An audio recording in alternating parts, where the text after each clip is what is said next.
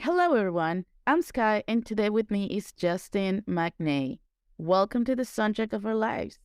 Justin is a singer, songwriter, and producer from New Jersey, and his new single will be out next month. Welcome, Justin. It's an honor to have you here with me today. Hello, how are you guys? It's nice to be here today. It's a very nice day today to be talking. Not gonna Yeah, lie. yeah. Um, we know you are not exactly like brand new to the music industry. You have some albums, some EPs already out. So, would you like to start by telling us and our listeners a little bit of how everything started and was music always your dream? Ooh, that's a great start to this. Okay. Um, yeah, so I actually fifth grade elementary school. Um, there was this teacher. I'm gonna shout her out now, Mrs. Micah. She knew that I was very eccentric and like very outgoing in elementary school, and she was like, Justin, like you should totally just sing for this tween idol thing. And it was like an American Idol thing, but like for my age at the time, which like I think I was like 10, 11 at the time. Okay. And I was like, I'm like really scared to do that. I've only done karaoke's at like Filipino gatherings at my parents. You Yeah. know what I mean?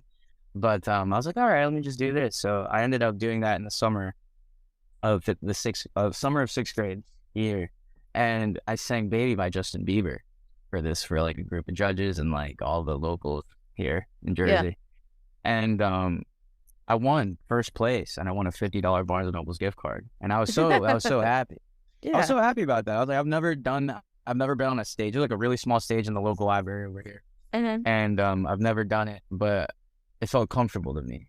And then that same year, I did the talent show for fifth grade also, and it felt really nice. So going into like my middle school years, I was like, maybe I'll just like perform. So performing was actually like my first thing. Like I loved theater growing up. okay. I loved doing all the musicals. I loved singing. I loved dancing. I loved acting. Like all of the above I was doing performing wise in middle school. But then there came a chance. There was a time in my life where I didn't know what I was going to do, like growing up, because my Yeah. dad pushed me to do basketball because he was a really good basketball player over in the Philippines, and I kind of just grew up with the sport. I loved it too, so I had to choose like what I wanted to do because at the time, uh, the musicals happened in the winter, and so did the basketball season, so I couldn't do both. Yeah. So my dad was like, listen, man, like, I know you love both, but you gotta pick one. And I was like, oh, see, that sucks. See, making me choose at such a young age is so tough for me. But I ended up choosing performing, and I stuck with that all throughout high school. And I was like, you know what? Like, I don't even like acting anymore. Like, as much as it was fun, I was like, I don't even like acting. Like, did I make a mistake? Like, this was like freshman, sophomore year of high school. And I was like, I'm gonna just write some music. So there was this girl. There was this girl. It always happens with a girl. There was this girl. There's always a girl. There's always a girl. There's this girl, Delaney. And I was like in love with this girl. And I wrote this song called the Delaney song. Very, very original, Justin. But I wrote the Delaney song and I sang it to her. Yeah, of course I got shot down. But like, you know, Oh, that's the beauty of it. But I ended up just writing songs like for her.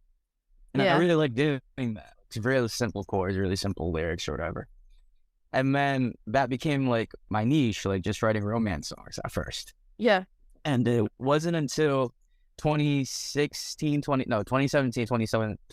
2018, where I met my first girlfriend ever, like my first like legitimate girlfriend. And obviously I wrote songs about her. But it wasn't until after we broke up that I started to write the music that I'm completely into today. Okay. Where like obviously it sucks, but it was worth it because I didn't really have closure for my very first album that I put out. So I wrote an album called Closure because I didn't have a chance to really like, you know, cut those ties with her. Hope she's doing well, whatever.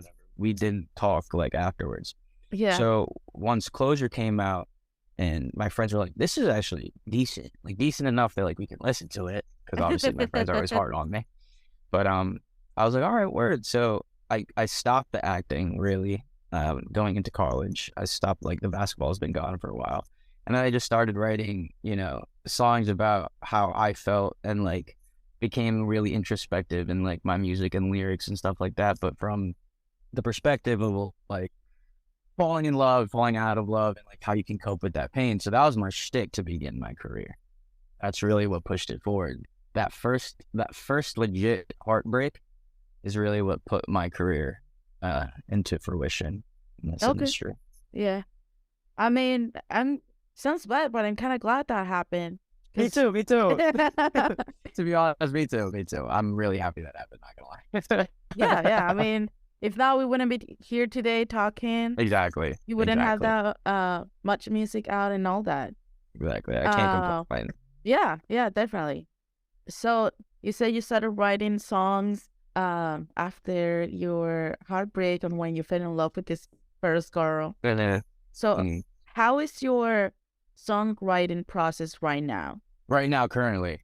Yeah, or what is in general? I mean, I feel like songwriting is not the same every single time.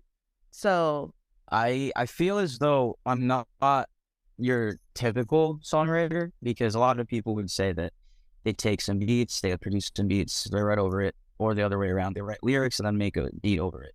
I used to be someone who made lyrics and then created over it, but right now I feel more in the sense of, like, storytelling. And I feel like I've matured throughout the years that I don't really, like, if that's, like, second nature to me, writing lyrics, like producing the beat, but what I really love to do is capture a feeling. So I've been telling my friends who are, like, currently, like, in 2023, 2022, those types of years, I've been telling all my friends who are, like, also interested in the same route as me, that I'm not necessarily a artist, but I'm a different kind of artist, in the sense of I like painting a picture.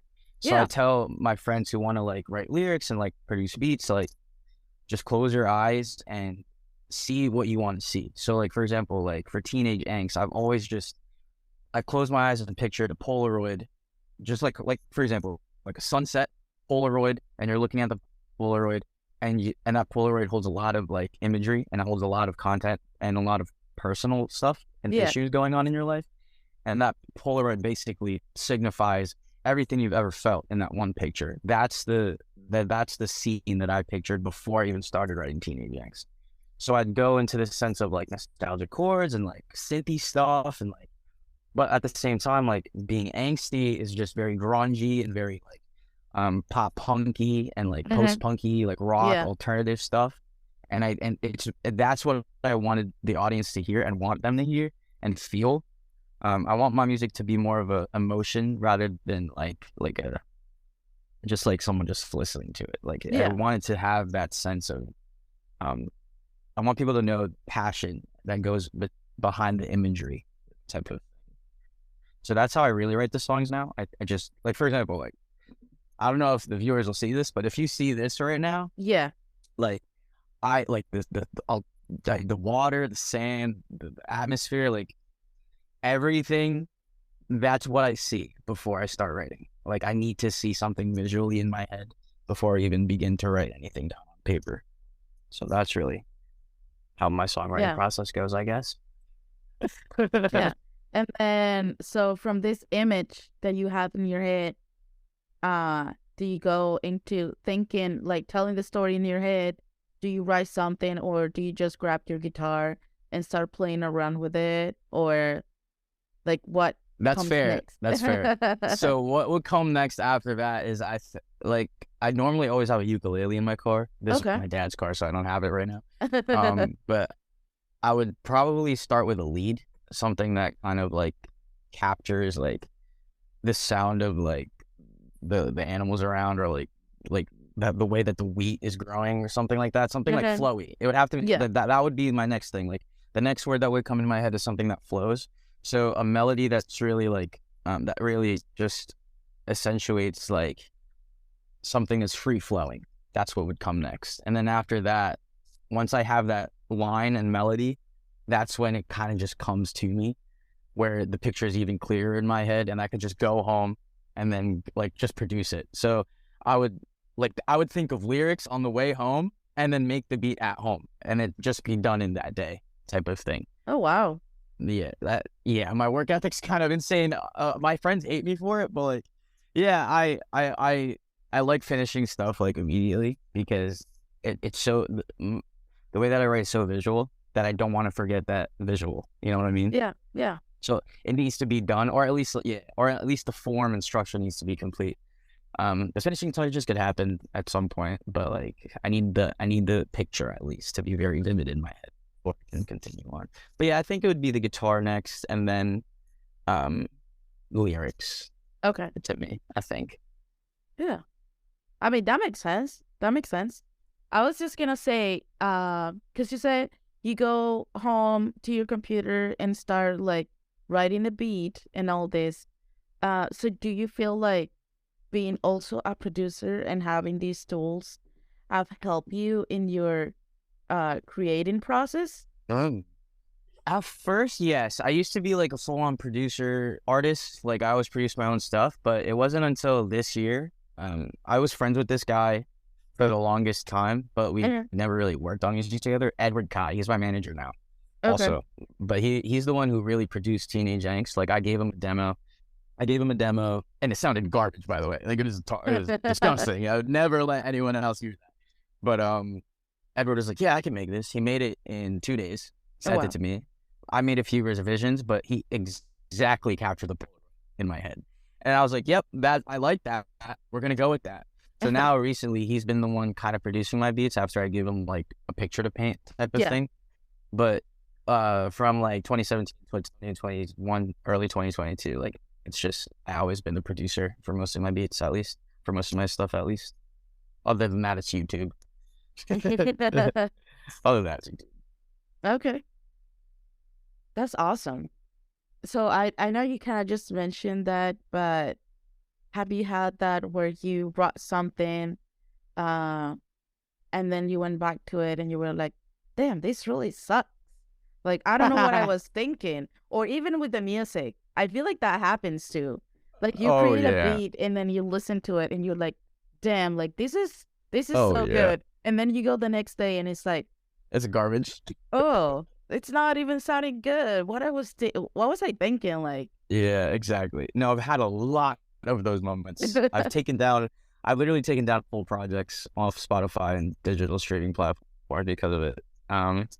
My first 2 albums, they're nowhere to be found anymore. Okay. because I was like, at first it's like, oh, it's good for me, like therapeutic and like, yeah, you know, like people love this, people really love this, and then like literally a few months later, I was like, yeah, no, I don't even like it at all.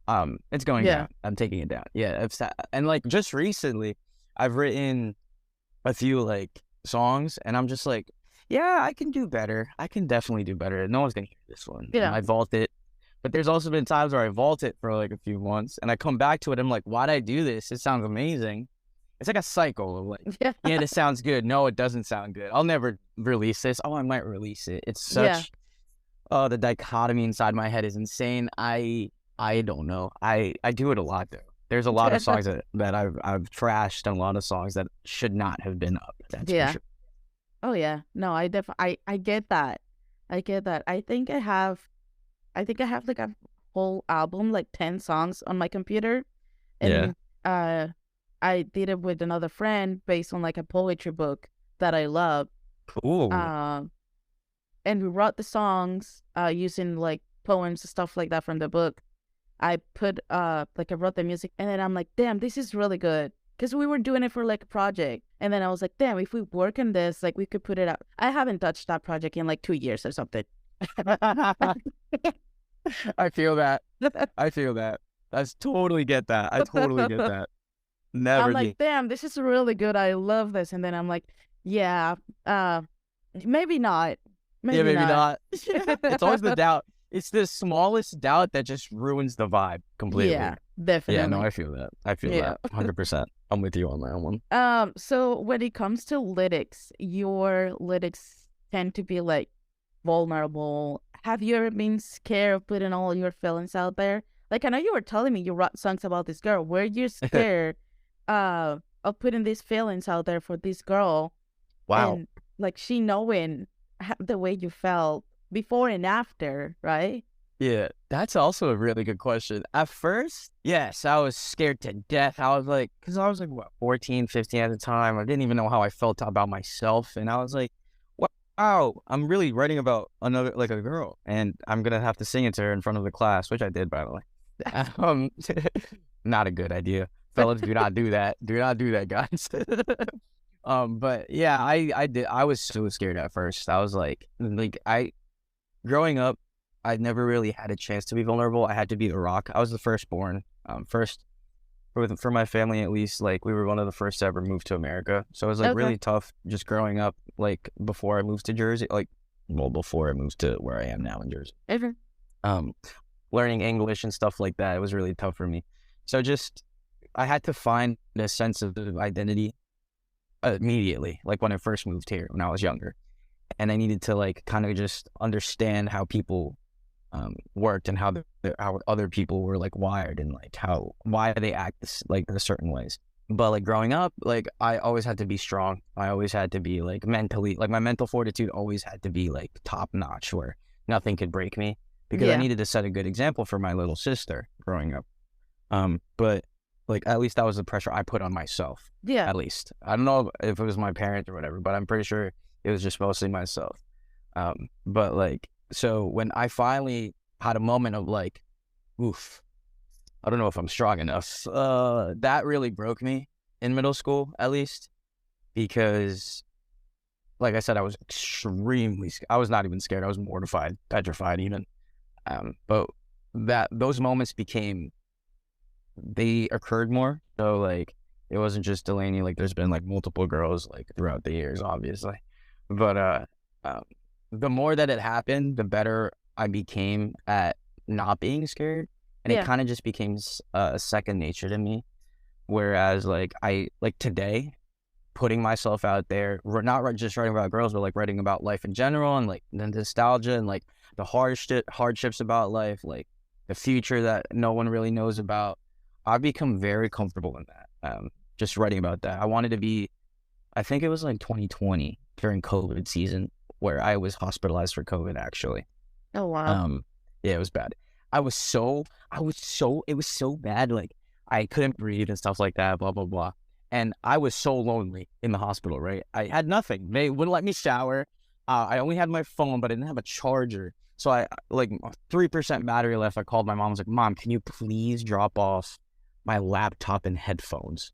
Please. They won't let you bring my guitar, but like, please, at least my laptop. And I was there for like 7 days. And I think one of my masterpieces that I've ever written called Triton, most of it was recorded at the hospital.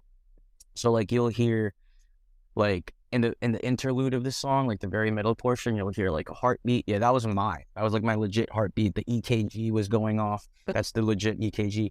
The nurses came in at one point and they heard me recording like the stethoscope for the Yeah. heartbeat because one of the nurses was. They're like, "Yo, what is this guy doing? Like, what is happening here?" And then like hold on, give me a second. You can take my blood work in like 5 minutes, please. I was like, hold on 1 second. So I think that was my biggest masterpiece because at the time I was the most vulnerable Yeah. and I was going through a lot mentally already. And COVID to top it all off, the cherry on top. Yeah, that was a fantastic experience.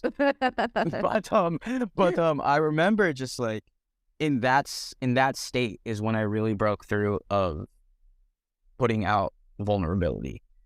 Because the nurses saw how hard I was working, even though I shouldn't have been working as hard as I was. And they knew like I should have been sleeping or whatever, but most nights I didn't sleep in the hospital because one, I couldn't.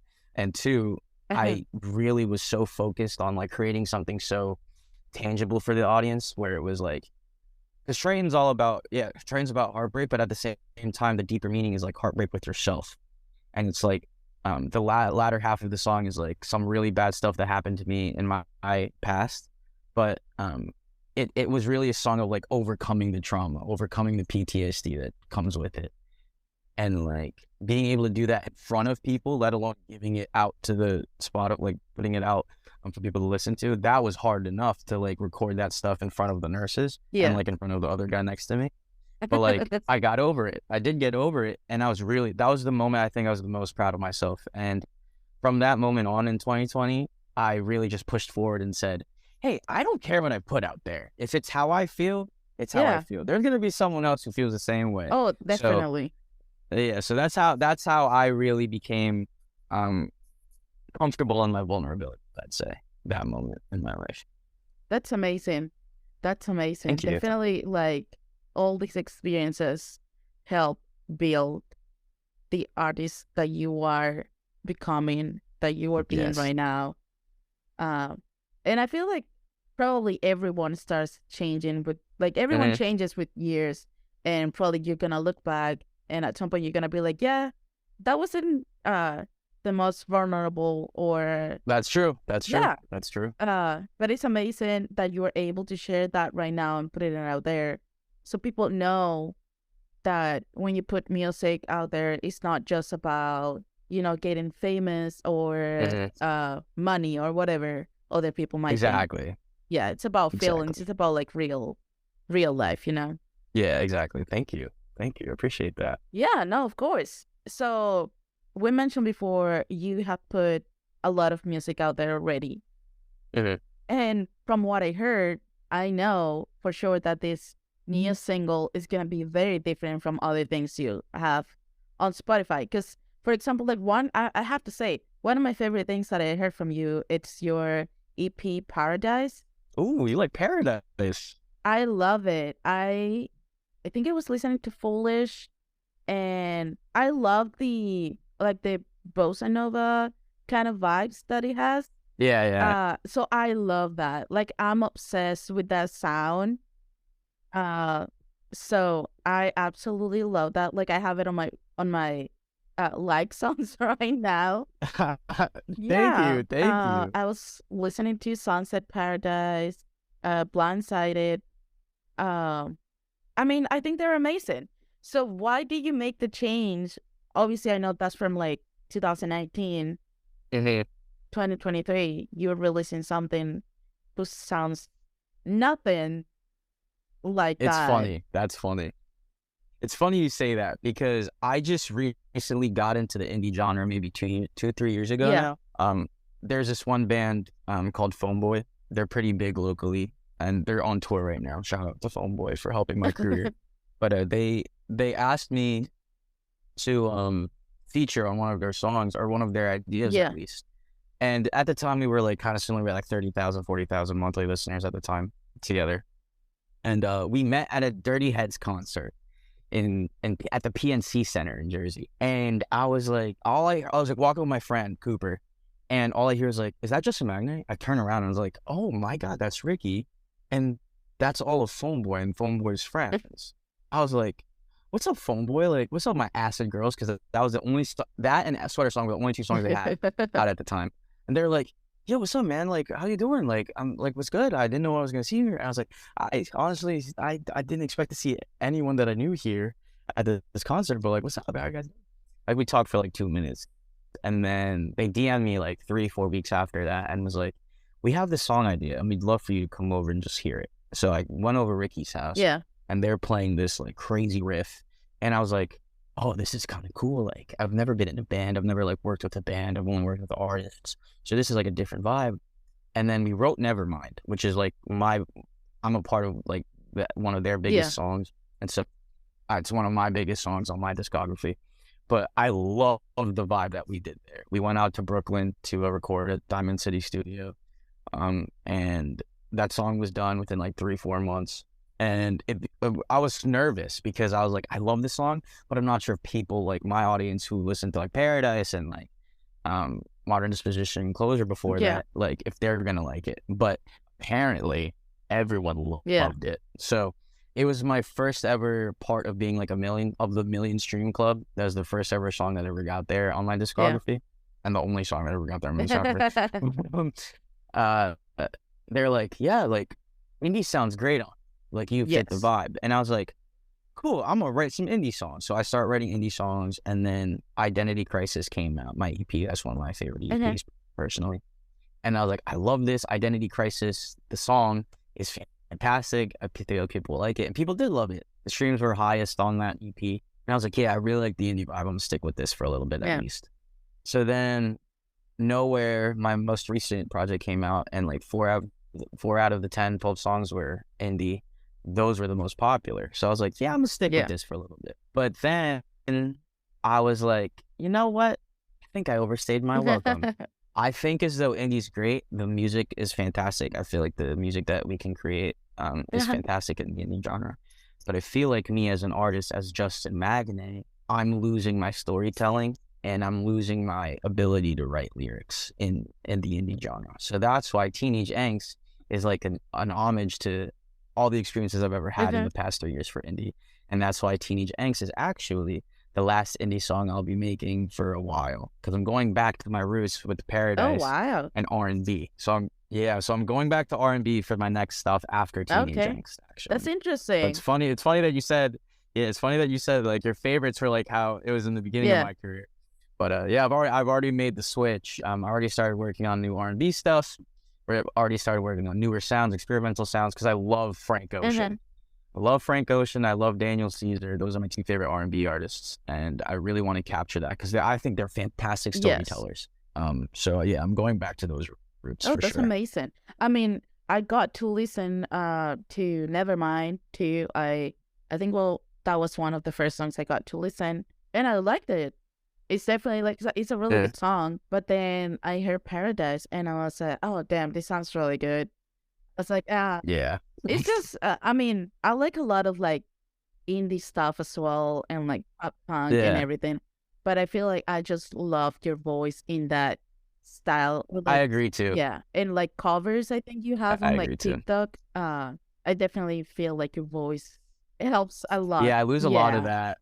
Yeah, I definitely lost a lot of that in the scene where people, because I thought I could merge the two, in which I could be like a fantastic vocalist, but also have a fantastic indie track. But I realized that like I can't have both. I gotta pick one. So, and I obviously love the vocals and I love like singing, but I mostly enjoy songwriting, and I can't really do that I feel like the indie genre is very limited nowadays, and I can't find a breakthrough. So I think it's time for a change for sure. Well, I'm excited to hear those future projects as well. Thank you. So am I. So this is kind of like an abstract kind of question, but okay. What does music mean to you, and what would you like your music to mean to the people that listen to your music? Wow. Dang, what a question. What does music mean to me? I mean, it's been my whole life, but I don't want to be that cliche. Because everyone says it's my life, whatever. I'd say music to me is, wow. This is the first, I talk a lot. This is one of the first times publicly that I've ever probably been speechless this much. Wow, good job. That was a good question. You're welcome. I'm so flustered. Oh my goodness. Music to me kind of feels like, I think, wow. I feel like in general it's a hard question. Oh, that's like a tough one. It's a really hard question. I feel like I wouldn't know how to answer it either. Yeah, I really don't. I can figure this out though. Music to me is like, I would say, when you're stuck in the desert and you don't have any water. Okay. And you finally reach a town that's not a mirage. You finally reach a town and you get your first sips of water. It's refreshing. Okay. I think that new music to me is very refreshing. Yeah, I like the foundational pieces of music, like the hip hops, R&Bs, whatever, like how music became throughout time. Like that's important. But I think newer music nowadays is extremely refreshing, and that's how I view it now. It's like a breath of fresh air, like freshly cut grass to me. It's not just comfort anymore to me. It's more like, wow, I'm exactly where I should be, no matter where I am. I'll listen to, like, for example, new artists like Jake, JVKE, or David, D4VD, like those types of artists who are blending fusion of like all these sorts of genres. I've always wanted to be a fusion artist.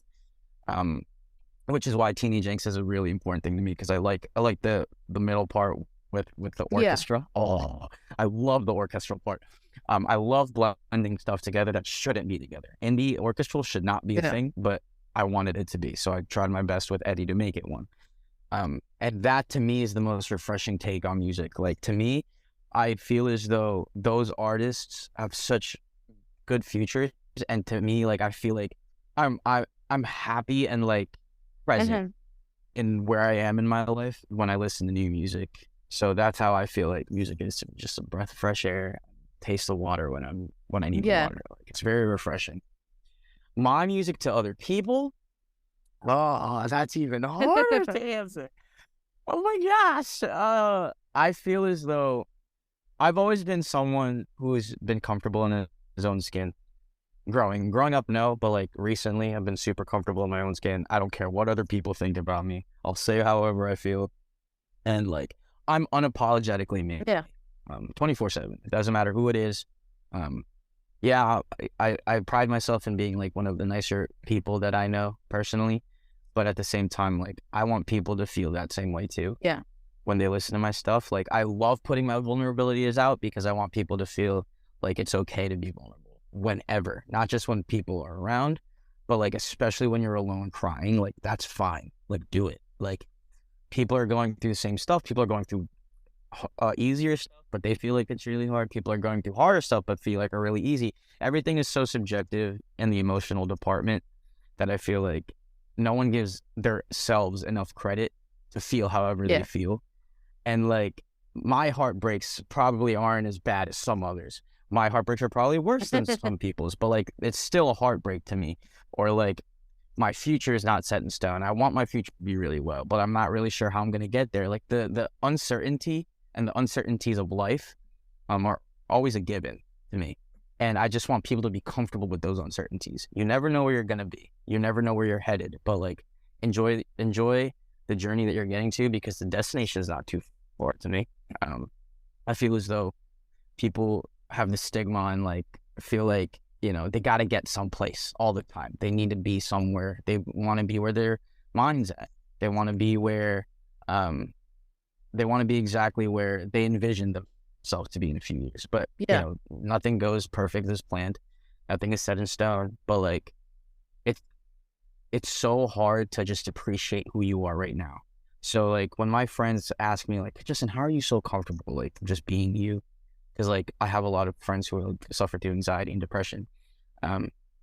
But I always tell them, like, from to start with, look in the mirror and tell yourself that you're beautiful. Like, that's one of, like, as that sounds, I did do that for a while because I was so scared of just being me growing up, like in middle school and into high school.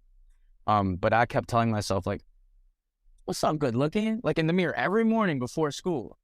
And like, I eventually felt good Yeah. looking. Like, I spoke that into fruition. Like, my mom, like, mentally, I felt as though like, the more that I told myself that I'm okay, and the more that I told myself like, things are going to be okay, and the more that I told myself that the way that I am right now, I appreciate myself right now, the more I appreciated myself in Hmm. the future.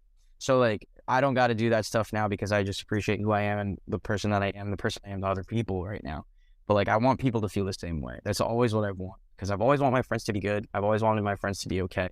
But more importantly, I want them to know that like, even if they're upset or anything, like, they have the right to be, because, um, I feel as though everyone should be each their own rock. And if you can't be your own rock, then like, you got to find a way to be one for yourself, because at the end of the day, you don't have, here's the cliche. At the end of the day, you don't have anyone other than Yeah. yourself.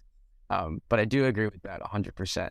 So that's what I want people to know. No, I mean, that's amazing. That's a lot of uh feelings and thought that you put into what you would like people to feel.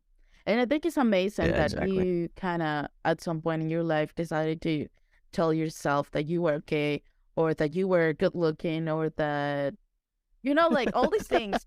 No, and like, I know it's kind of funny, but I feel like we as humans struggle a lot to see ourselves as beautiful or handsome or attractive, because we see Exactly. other things in like probably like social media nowadays, And then we see these pretty people or like skinny people, and then it's like, well, I don't look like that. So why would I tell myself that I'm a certain Exactly. way? So I just love your mentality in that aspect. Yeah, I'd have to credit my closest friends, Rachel and Jake and Taryn, for that, because Jake especially, because like he always told me like, why are you comparing yourself to other people? So then when he told me that, it really like made me everyone plays a comparison game, no matter what it is. But like, I feel as though it's healthier to compare myself with myself from days ago. So like shout out Kobe, rest in peace, Kobe Bryant. But his Mamba mentality, Yeah. I really adopted that, where it was like, I have to be better every day. I have to find a challenge every day. I have to conquer a challenge every day. No matter how small the challenge is, whether it is waking up earlier or like taking a cold shower or like getting to work 5 minutes earlier. I always have to set a challenge for myself every day. And I have to conquer it, because I feel like my mental strength just gets better with the amount of like small challenges I can, because at that point, like with every small challenge, I could conquer a big challenge. And like, for example, like this Teenage Angst thing, I'm so apprehensive about releasing the Yeah. song.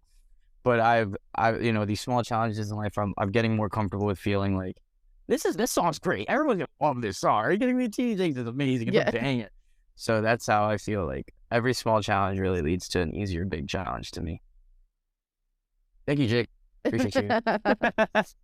No, that's great. I feel like everyone's gonna love the song. It's definitely, like I said, I like hope it's so. different, but I feel it sounds great. So, Thank um, you. Thank you. and I feel like as an artist, it's good just to, get out of your comfort zone, try other things, Amen. and that will make you better as a musician, as an artist, as a producer, when you are able to expand yourself into different things. I agree. I agree. I mentioned a little bit of like social media in how everything works nowadays. Yes. Definitely the music industry can be kind of like tricky, especially with like so Hmm. many platforms that you have to keep up with. So with like so much content and TikTok happening, do you find it hard to create a fan base and grow in this environment? Or do you feel like it's easier? Ooh. Personally, from my experience, it's a lot Okay. easier than it was. Um, because at least on TikTok, thank you for TikTok, because TikTok pushes everything that I've been putting out. So I really appreciate TikTok right now. But I Yeah. think it's easier right now, especially with TikTok being the thing. But however, keeping the same fan base you did have is harder to me. Like, for example, my Instagram Okay. following, it's really hard for like the followers that always have been a thing for me before TikTok. It's hard for me to keep those people. Um, but introducing myself to new people is really easy. Getting your name out there is a lot easier. The hardest part about social media today is keeping your name relevant. That's definitely the hardest part, Okay. at least for me. Um, like finding new content that people are interested in, but also like finding content that people will continuously be interested in. That is the toughest part of the job. That is for sure. Because like, for example, you're an artist, you have to make the music, you have to promote the music. Now you have to make content about the music. That's a hard job. It's a hard Yeah. job to keep up. But um, yeah, personally, I think it's easier to get your name out there. It's easier for the impression. It's harder for the actual fan. I'd put it that way. Okay. That's perfect. And so from social media kind of evolving from being something like private where we used to put just like Yeah. stuff about our family or our day, like random stuff. Um, and now being more of a tool to promote and sell yourself and your music. How is your relationship with like social media right now and trying to keep it like professional or I don't know. Oh man, so yeah, Instagram 100% professional. TikTok, I was TikTok is hard for me. I have there's this one TikTok that went viral in which there's like the Okay. snow, and like I implanted the snow and I drew like a little private part in the snow, and that went viral, big time viral. like Jacob Sartorius duetted it, and I was like, wow, that's crazy. Like people are actually loving this, and it went to like 2.1 million likes, 14 million views or whatever, and I was like, cool. And it got Oh, to the point where wow. like I'd go to my Taco Bell, my local Taco Bell, and people were like, yo, you're that guy from TikTok with the snow, and I was like, yeah, people know me for this, like people know. Um, but I was like, damn, I don't like that. I do not like that. And people only like my stuff if it's funny. That's the hardest part. So my relationship with TikTok is like give and take. Like I can't really promote my songs per se. I can only really promote myself type thing. Instagram, I can promote myself. It's the same way though. Like it's hard to keep people liking your stuff or whatever because of the algorithms. I think the most personal I'll get is Facebook and Snapchat. Like Snapchat, yeah, I have a public profile, but I keep in touch with all my friends that way on Snapchat, like my private stories and stuff. So I'm Okay. happy that there is a private section of Snapchat, because if that wasn't a thing, it'd be so hard to keep track of all my friends and like keep in touch with all of them. But my relationship with social media is very professional on the outside for sure. But like there's only small glimpses of like privacy for sure, especially on Snapchat. Yeah. Okay. Okay. That's interesting. Yeah. Social media nowadays can be like something really good or something Exactly. really bad if you put the wrong stuff Exactly. Like out the there. moment you mess up, you messed up for a long time. It's really tough. Yeah. Because people are gonna make sure Oh to have yeah. screenshots, to have Everyone recordings, has to have. everyone has rose receipts. That's for sure. Yep. Yeah. So going back again a little bit on the music, uh, who is someone you would like to collaborate with if you had the chance, like anyone? There would be two people. Um, Bryce Vine, old Bryce Vine at least. I Okay. loved his work. Oh my God, Bryce Vine. But also Bozzy. Bozzy's up there. And I think the third, with the way that I'm going in my life, I think JVK, Jake. I love all their works. Those are my top three right now, artist-wise. Okay. Is there a dream venue A dream that you would venue. like to play eventually? Oh man. Ooh. Honestly, this is a hard one. There's so many that just went into my head. I would love to play my number one, Times Square New Year's Eve. Ooh, but nothing will beat that. Number Okay. two, Madison Square Garden, Yeah. and number three, I would love to play what's it called? The Fillmore in Philadelphia. I love the Fillmore in Philadelphia. I saw Bryce there. I Okay. saw Quinn 92 there. Basically, my entire life in college was because I went to school in Philly. Um, I loved Fillmore. Me and Jake, my friend that I mentioned earlier, he started the concert going experience for me in college, because I Yeah. never really went to a concert other than in college. So like when we went to the Fillmore to see Bryce Vine and Quinn 92 and Bryce Vine again, those are the moments where I was like, yeah, I want to be him. I want to be up there. I want to be that guy playing at these places. So yeah, definitely those three would be my number one. My top three. Great. I mean, those are great venues. So hopefully we get to see you in one of those or all of them. Yeah, 100%, 100%. I'd be so ecstatic to see one of those happen for sure. Yeah. And so, how do you feel being on stage? I feel at home. I feel at peace. I feel as though like I was meant to be there. Like I was born to perform. Like obviously, like growing up, I did acting, and like I was always on stage growing Uh-huh. up. But like when I'm performing my own stuff that I've written, that I've spent so much time perfecting for other people to hear and for them to sing it back to me on stage, oh my God, that's a different feeling. That's a feeling I'll never be able to really comprehend. In my head, I feel like I'm very undeserving about it. As much as I should be deserving about it, I still feel undeserving about it, because like, Yeah. seeing these people that I've never met, like people that just met me like on the algorithm on Spotify or Apple Music, like those people, like I feel bad. I feel undeserving of their attention because I've never, said hi to them. I've never introduced myself as like, hey, I'm Justin Magnaye. Like, how are you? Like, what's your name? And stuff like that. Like, I'm very much a personable person and I love meeting new people. I'm very much an extrovert too. So like when I see people that I don't know being a fan and like listening to my songs and playing my music and like at the same time singing those same songs, like I feel like I don't deserve them, you know? Like, I love them. I'm very happy to know that there are people like that, but like, I want to get to know them. I want to be their friend.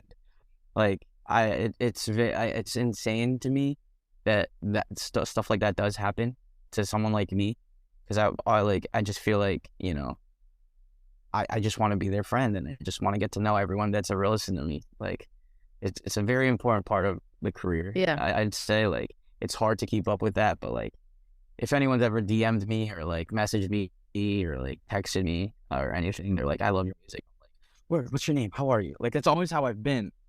So like, at this Yeah. point in my career, which is like doing a lot better than it was at the beginning, like, it's been harder to do that, and I feel really bad. Like, I'm in that state of mind where it's like, wow, I really just want to be everyone's friend. Like, it sucks. Like, I can't do that. But yeah, on stage, I'm very at home. Yeah. Like, there are no regrets. There are no feelings of like sadness or like negativity. It's all like, oh yeah, I'm on stage 100%, and you guys are going to see a show.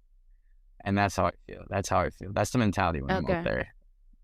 That's amazing. So, do you have maybe any plans on doing any shows anytime soon? Anything that you have planned? So I've been invited out by a lot of acts. If they're in the tri-state area. It's kind of tough because I did say my last show, which was in October. It's either August or October, one of the 2 days. I did say it was my last Jersey show for a while. The reason being because like my band members were full of like people around my age, so they were just some were in grad school, some were in other bands. They were focusing on their careers. I miss my drummer Ethan. He's my best drummer in the East Coast for sure. But he has a job now, a real big boy job, and like it's gotten to the point where it's like we had this conversation where it was like, listen, man, like we love you, and like obviously you're a great dude, and like we'll support you in everything you do, but like we got our lives, and we got to figure this out because like I don't know where we're heading. Like, you know what? Like, I appreciate you all. So like we threw a last show in Asbury Lanes in October or August, one of the two. And that was it for Jersey, at least, because I need to find more musicians to play with me. So, yeah, there's been a few offers to play throughout the country and stuff like that. But I've been having to turn them down because I can't find a band. Okay. So right now there are no plans right now. Okay. Yeah. Well, hopefully you get to be on stage again. And yeah, I miss it. I miss definitely. I miss it so much. I'll cry. I miss it so much. It's the best feeling ever to just be up there, honestly. Yeah. It seems like it. Seems like you're the type of guy that enjoys being on stage and gives I love everything. it so much. Yeah. I love it so much every time. So right now, what is your biggest dream? To find a band. Yeah, right now to find a band because I'll go on tour. I'll do it if I find a band. My biggest dream, I think it's just gonna go back to my parents. They've done so much for me. They especially my mom and dad. Well, my mom really sacrificed a lot, like her school and stuff, growing up. But like, I just want to be able to be comfortable enough financially where I could live in a great house, a nice car, nice family for my own. But my biggest dream, because of music, would have to be buy my dad a ranch house with horses, because that's like his biggest dream, to buy a ranch house and retire there with horses, and like make sure my mom doesn't have to pay a single penny in her life, because they've really just sacrificed their entire life for me and my sister. Yeah. Like, I want to give that back to them. And I know it's probably cliche. I don't really hear this too often though, but like, my parents do deserve everything. And I feel like at 24 years old, I should be doing more for them. But I'm obviously still trying to get like my feet under me for my own. Yeah. But like, once I get that down, I'm sprinting. Once my feet are back under me, like, I'm sprinting, and I'm making sure my parents can get what they want, because they do deserve it. And that is my biggest dream. It's not to play at any stage. It's not to have millions of followers and millions of monthly listeners, because that would have to come when it comes to financials, that's for sure. Yeah. But at the end of the day, it's really down to them. Like, I want to give my dad everything he's ever wanted, my mom everything she's ever wanted, and especially my sister. I want to be able to like take care of her school and like her college days. Like I want to be able to take care of them and just be the person that my parents raised me to be and be someone that they're proud of. Like that's 100% my dream.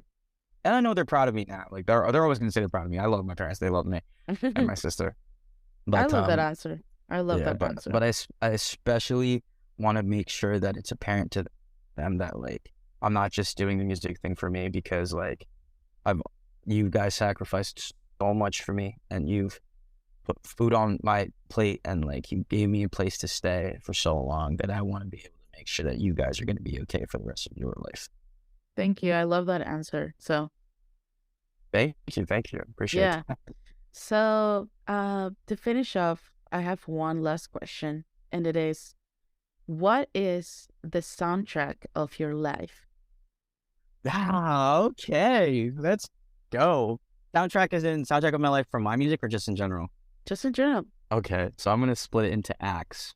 Act 1, the birth of Justin Maganye. I would say Year 3000 by the Jonas Brothers to start off. Yeah, because I remember like on YouTube.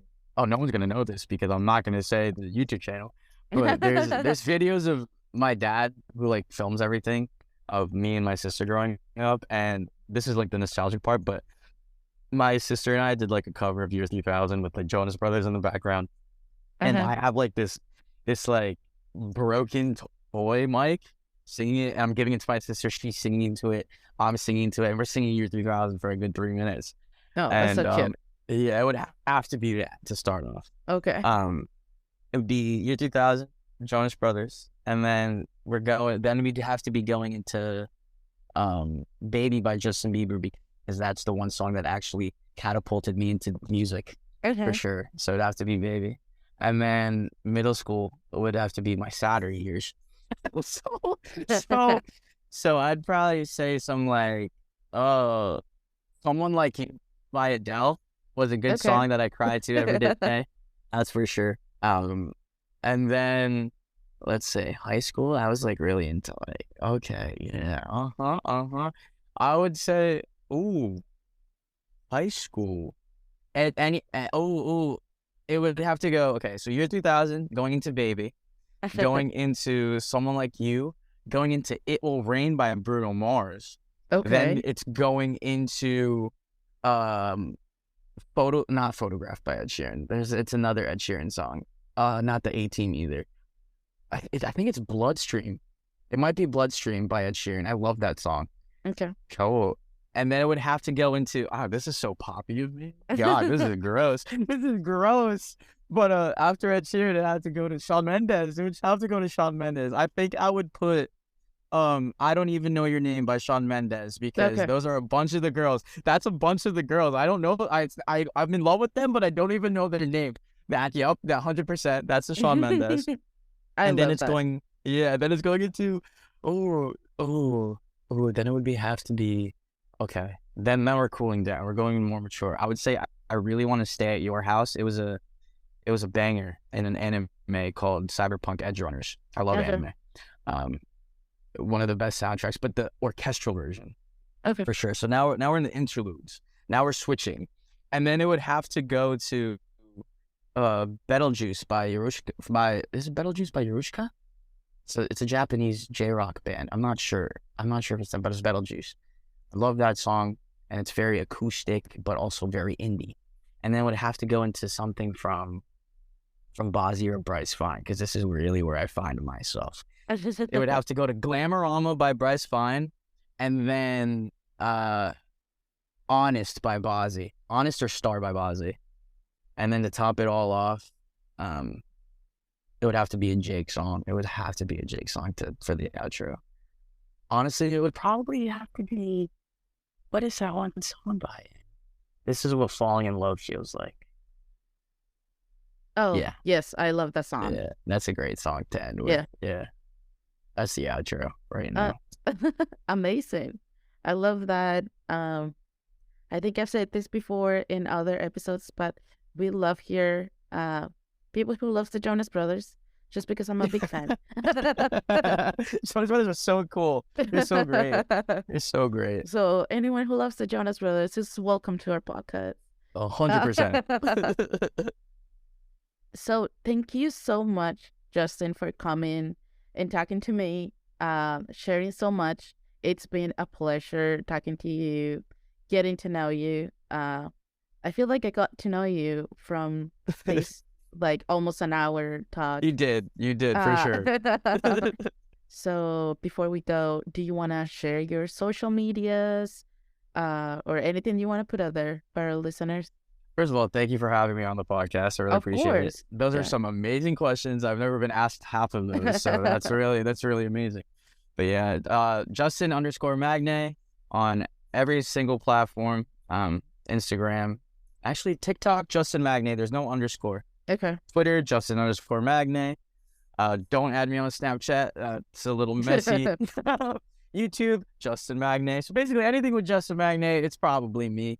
Okay.